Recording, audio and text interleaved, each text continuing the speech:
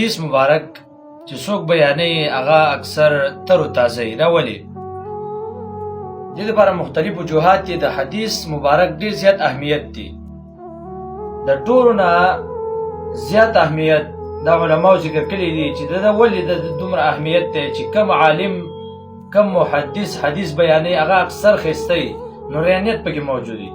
د دې مختلف وجوهات دي، لیکن بہرحال حدیث په خپله باندې ډېر زیات اهمیت لري. یو اهمیت د حدیث مبارک دارې شارح للقرآن، چې دا شرح د قرآن مجید ده. ځکه قرآن مجید کې الله رب العزت فرمایي لتبین للناس، ای پیغمبره په تا باندې موږ دا قرآن مجید نازله و د څه دپاره؟ لتبین للناس، چې خلکو ته ته بیان وکړي.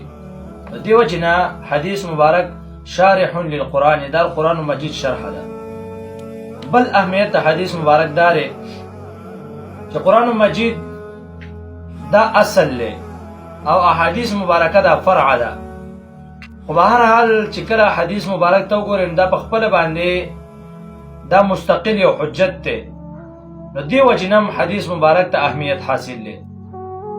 بله وجه د حدیث مبارک هغه داره اهمیت ته دی داره چې کم محدث حدیث بیانوي یا کم یو کس حدیث بیانوي هغه مخ ښایسته وي. دا ولې؟ وجه دا د پیغمبر علیه الصلاة والسلام فرمایي نضر الله سمع مقالتي، الله رب العزت تر و تازه مخ د هغه وساتي کم که چې زما حدیث واورېده یاد یې کړه نور خلکو ته یې ورسوله، حفاظت یې ورله وکړه، هغه دعا محدث ته قبوله شوې ده. دارنګې بل اهمیت د حدیث مبارک دا دی، پیغمبر علیہ الصلوۃ والسلام فرمایل الله رب العزت رحم وکي زما په خلیفہ باندې.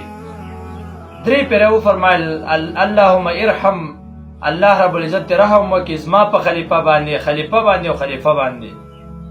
عبد الله بن عباس دې ته پوښتنه یا رسول الله ستاسو خلیفہ څوک دی؟